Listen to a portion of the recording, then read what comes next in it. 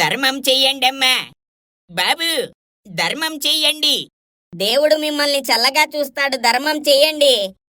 ఆ ఏంట్రా మా అల్లుళ్ళు ఈ స్టేజ్కొచ్చేసారు. ఇంత బతుకు బతికి అడక్క తింటున్నారు. ఒరే రాముడు, మేం డబ్బులు అడుక్కోవట్లేదు. ప్రేక్షకుల్ని సబ్స్క్రైబ్ చేసుకోండి అని అడుక్కుంటున్నాం. ఎందుకంటే వాళ్ళేమో అండదండ కాబట్టి. కరెక్టేరా. ధర్మం చేయండి బాబు. లైకులు షేర్లు కూడా ధర్మం చేయండి, మామూలుగా ఉండదు. సబ్స్క్రైబర్స్ బటన్ని ధర్మం చేసి కిందున్న గంటని కొట్టండి. మా వీడియోస్ రూపంలో మీకు పుణ్యం వస్తూనే ఉంటుంది.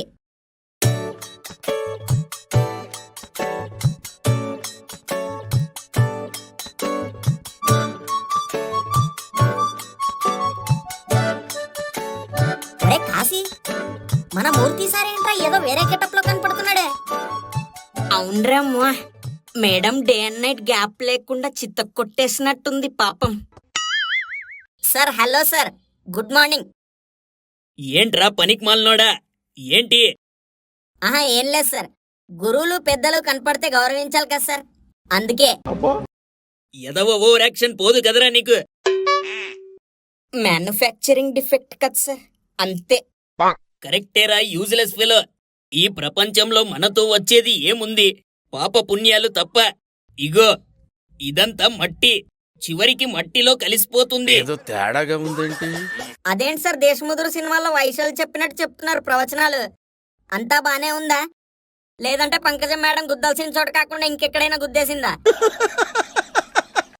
ఒరే, నేను మిమ్మల్ని తిట్టొద్దు అనుకున్నా తిట్టేలా చేస్తున్నారు కదరా బేవర్స్ ఎదవల్లారా. సారీ సార్, మీ గెటప్ చూసి అలా అనుకున్నాం. ఒరే, నేను సన్యాసం తీసుకున్నాను. ఇంకా ఈ లోకంతో నాకు పనేం లేదు. కేవలం ఆ ప్రకృతితోనే నా జీవనం. అంటే మీరు కూడా సన్నాసుల్లో కలిసిపోయారన్నమాట. ఒరే బంగాళదుంప మొహమోడా, సన్నాసుల్లో కలవడం కాదురా, అది సన్యాసంలో కలవడం అనాలి. బేవర్సేదవా. ఏంటి మమ్మీ ఎవడీడు?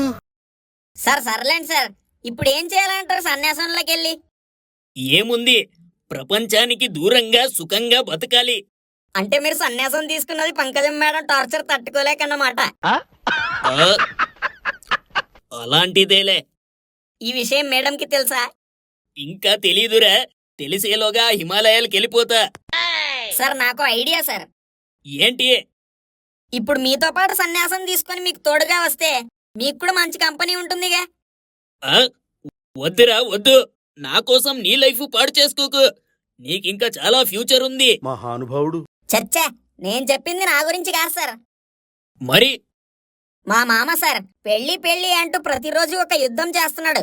మామను కూడా సన్యాసంలోకి నెట్టేస్తే సుఖంగా బతికేస్తాడు కదా సార్. చూసారా సార్ డబుల్ యాక్షన్? ఐడియా బానే ఉంది, కాని వాడు ఒప్పుకుంటాడా? అసలేం మొండోడు. సార్ ఇదింత ప్లాన్ అని, కేవలం టెంపరీ సన్యాసం అని చెప్తే ఖచ్చితంగా ఒప్పుకుంటాడు సార్.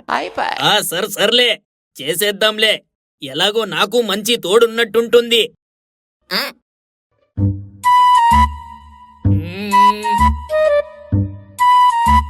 ఆ బ్యాంకులో ఒక 50,000 దాకా ఉన్నాయి. నా దగ్గర 1,00,000 దాచి పెట్టాను. చాలా ఉన్నాయి ఇంకా.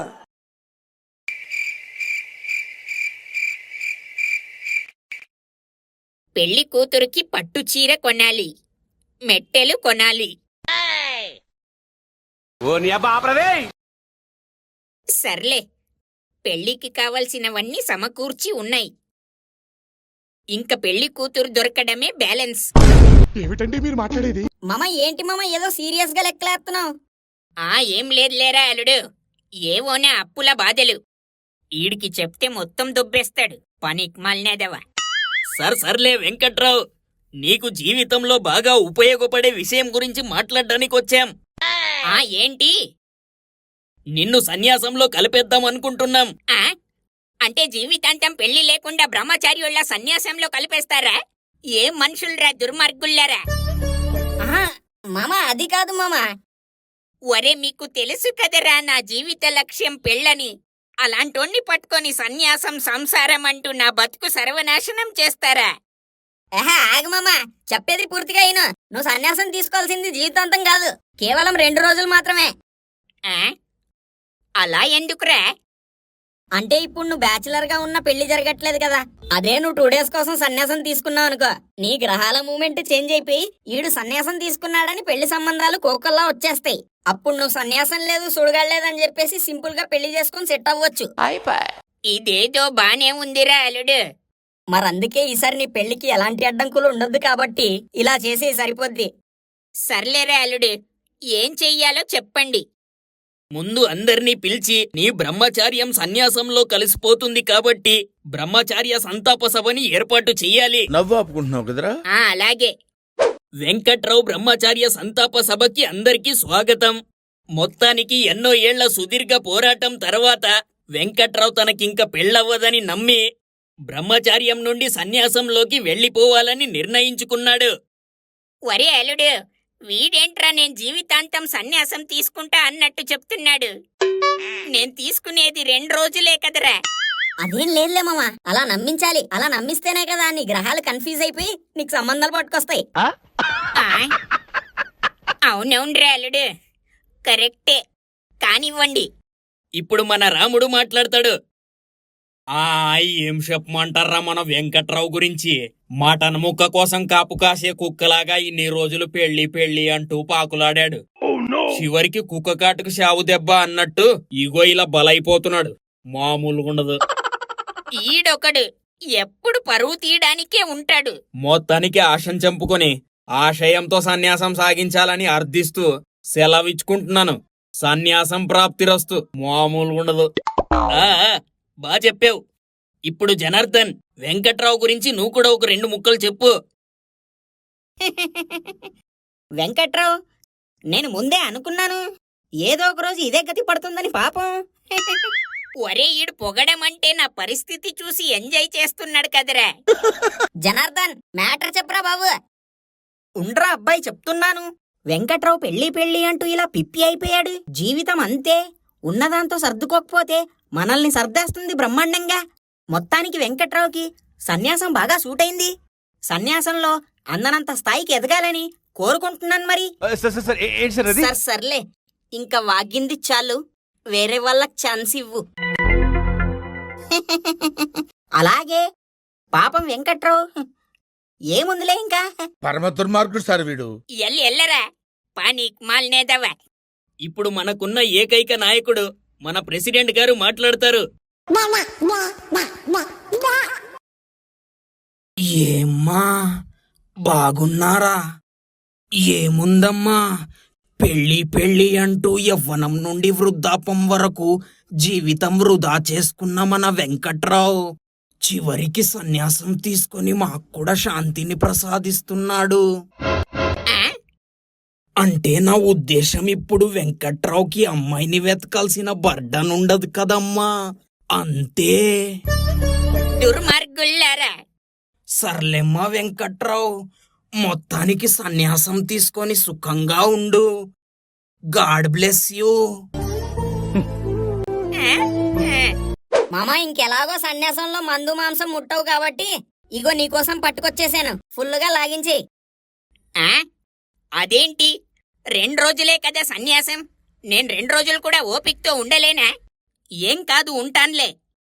అది కాదు, నా మాట విని తీసుకో. ఒరే అల్లుడు, నాకేదో తేడాగానే ఉందిరా అల్లుడు. మీరు నన్ను మొత్తానికే సన్యాసంలో కలిపేస్తున్నారని డౌట్గా ఉంది. మామ, మేమెందుకు అలా చేస్తాం మామ? అనవసరంగా ఆలోచించి బుర్ర పాడు చేసుకోకు. సర్లే.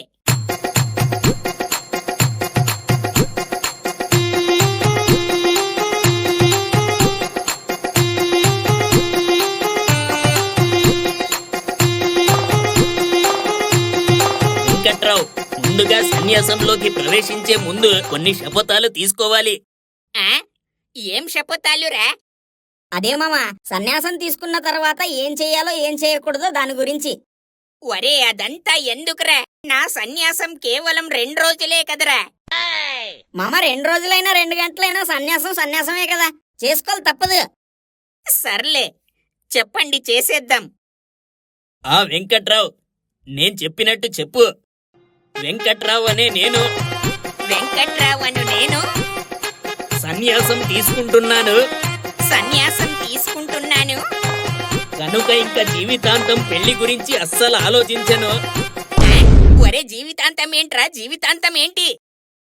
మామ జస్ట్ అలా చెప్పాలంతే, గ్రహాల మూమెంట్ కోసం. ఏం గ్రహాలో ఏంటో. చెప్పు వెంకట్రావు. ఇంకా జీవితాంతం పెళ్లి గురించి అస్సలు ఆలోచించను. పరాయి ఆడదాన్ని కన్నెత్తి కూడా చూడను. పరాయి ఆడదాన్ని కన్నెత్తి కూడా చూడను. నా సంపూర్ణ జీవితాన్ని సన్యాసానికి అంకితం చేస్తున్నాను. ఒరే మామ ఏం కాదు మామ, గ్రహాల మూమెంట్. నా సంపూర్ణ జీవితాన్ని సన్యాసానికి అంకితం చేస్తున్నాను. చుక్క ముక్క ముట్టను. చుక్క ముక్క ముట్టను. సన్యాసి గెటప్లేసుకొని తిరుగుతాను. సన్యాసి గెటప్లు వేసుకొని తిరుగుతాను. ఒరే ఆగండ్రా, ఆగండి, మామూలుగుండదు. ఆ ఏమైంది రాముడు?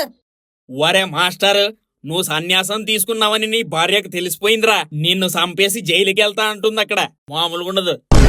ఎవరు చెప్పారా దానికి? ఇక్కడ నువ్వు వెంకట్రావుని కూడా సన్యాసంలో కలిపేస్తున్నావని కాలనీ అంతా మోగించేశారా. మామూలుగుండదు. కాని నాది టెంపరరీ సన్యాసం రా రాముడు. Only 2 days.